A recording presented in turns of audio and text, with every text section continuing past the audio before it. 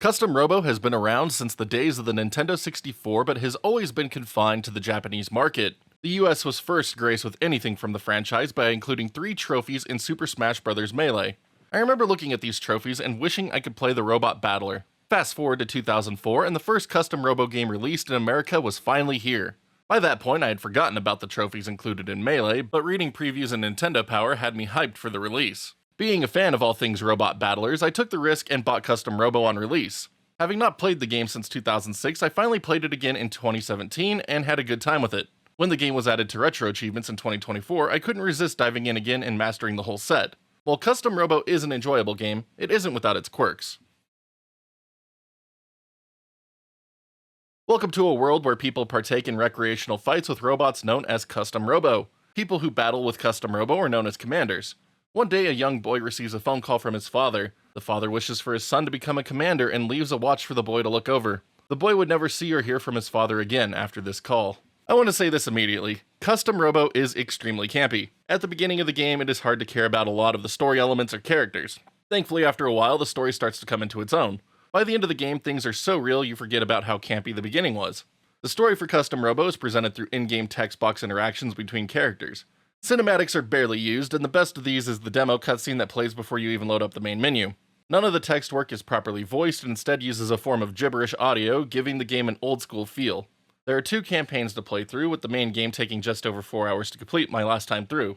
The secondary campaign can take longer depending on the player's skills in battling, as it is a series of ranked tournaments. But put together, Custom Robo offers a decent play length that doesn't overstay its welcome. Gameplay unfolds in 2 ways throughout Custom Robo: overworld traversal and battles. The overworld plays out like an RPG where players interact with other characters and receive the story content. Almost everything that happens on the overworld is scripted, allowing exploration only after all story elements for that in-game day have been completed. This exploration also limits what players can do. You cannot enter areas that have not been unlocked previously, and areas you can enter only contain a few extra battles that will unlock parts for your robot. These parts are not typically as good as the ones you get from standard story progressions, so it feels like a waste of time to explore rather than send your character to bed and advance the game's plot to the next in-game day. But if you are a completionist, there are parts to be had from further exploration. Even with the limited overworld, Custom Robo has a lot to offer in its battle system. Battles take place in an arena that offers different forms of cover or hazards. At the beginning of each battle, all robots that are participating in the fight are launched from a central cannon in the direction of the player's choosing. To win a battle, the player must reduce the HP of the enemy robot to 0. There are different weapons available to players to help defeat enemies: guns, pods, bombs, and dashes. Guns are the main weapon of damage, with pods and bombs serving as either distractions or assisting in luring an enemy from cover. Dashing is reserved for close encounters with the enemy and can cause a lot of damage compared to every other weapon if used properly. If either the enemy or the player takes 3 hits, the robot enters a downed state where it becomes exposed to any incoming attack. Recovering from a down state just involves some button mashing, and after recovering, your robot will have a brief period of invincibility. Depending on your robot, there are a few ways to dodge attacks. I use jumping to dodge most incoming attacks, but with certain parts equipped you can run faster than jumping. Mastering attacking and dodging is key to winning any fight. The end of each fight usually grants players with new parts found on the enemy you just defeated. Customizing your robot is a key cornerstone of the game. There are 5 options to customize: chassis, gun, pod, bomb, and legs. The chassis determines the battle attributes of your robot: HP, speed, jumping, etc. Gun, pod, and bomb all have several different variants, so finding a combination that works for you is key. My favorite setup is Dragon for gun, Wall for bomb, and Seeker for pod. These allow me to launch a bomb to cut off an opponent's escape and nail them with my gun for maximum damage. The last piece of any good robot is choosing a set of legs that goes along with the player's preferred playstyle. As I mentioned earlier, numerous options can maximize either aerial play or ground maneuverability. At the beginning of each fight, players are given the option to customize their robots, so don't worry about not having done it between fights. If you ever feel like your current build isn't up to the task at hand, be sure to experiment with other options until you find one that works. As the game progresses, you begin to gain access to illegal parts that are overpowered versions of other equipment in the game that you can use to have some fun. Some battles may restrict the use of illegal parts by ruining your rank if used, but in multiplayer modes, they can be an absolute blast to use and flee from. There are several battle options available for multiplayer battles that can take advantage of the GameCube's 4-player capabilities, from standard one-on-one matchups, team battles, or even a 3 vs 1 handicap mode, which my kids greatly enjoyed using against me. Battles don't last too long, so getting a few games finished in a short play session is possible and still a blast. Unfortunately, the audio in Custom Robo isn't as great as its battle system.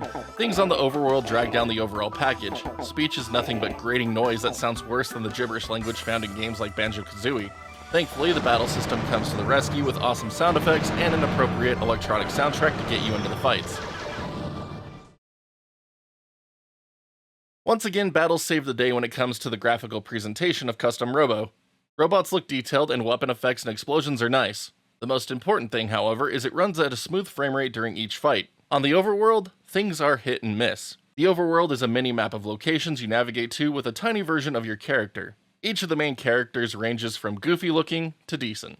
Character portraits during text scenes also give emotions to otherwise unchanging facial models of the actual character. While Custom Robo is an easier game overall, several handicap matches will feel one-sided in the latter half of the main campaign and tournament campaign.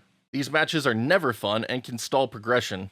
These types of battles should have stayed in the multiplayer portion of the game. Getting every item registered to the game's part list is also an unnecessary grind for anyone looking to complete the game fully. Despite its rough and campy presentation, Custom Robo is still a lot of fun to play. With a great battle system and hundreds of customization options, no fan of the genre could go wrong with giving it a playthrough. Custom Robo also features 4-player multiplayer battles, so if you have a few friends, the fun can go on for hours. If you could find it for a decent price and still have your GameCube or backwards compatible Wii lying around, grab it, and maybe you will find yourself a new gem for the GameCube. One of my all-time favorite moments in playing Custom Robo came from the time me and a few friends were pranking one of my best friend's little brothers. We had an action replay. We enabled infinite health and like super damage combos, and we're just going to town on him in one-on-one battles. He would start complaining, and we'd reset the GameCube. And if anyone is familiar with action replay, it doesn't clear the memory addresses when you just do a soft reset. So all the cheats stayed in effect. So we would just reset every time and just pass the controller along us and beat up his little brother. It was good times, cruel times, but good times, I guess. But I would love to hear from anyone else that has played Custom Robo. Let me know some of your favorite memories of the game and just what you really enjoy most about it. But thank you so much for watching today's review. I hope you have enjoyed this. It has turned you on to something a little new, maybe interesting, that you want to try out for yourself. But here at the end, just the usual favors, thumbs up, thumbs down, depending on how much you like today's review. And then be sure to hit that sub button, notification bell, so you can see when new videos go live on the channel, as there's always more coming your way.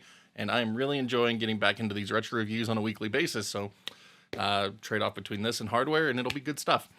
And then, of course, if you'd like to further help support the channel and keep it going so we can hit our amazing goals that we're trying to hit here, be sure to consider hitting that join button here on YouTube or the Patreon link that'll appear somewhere down here.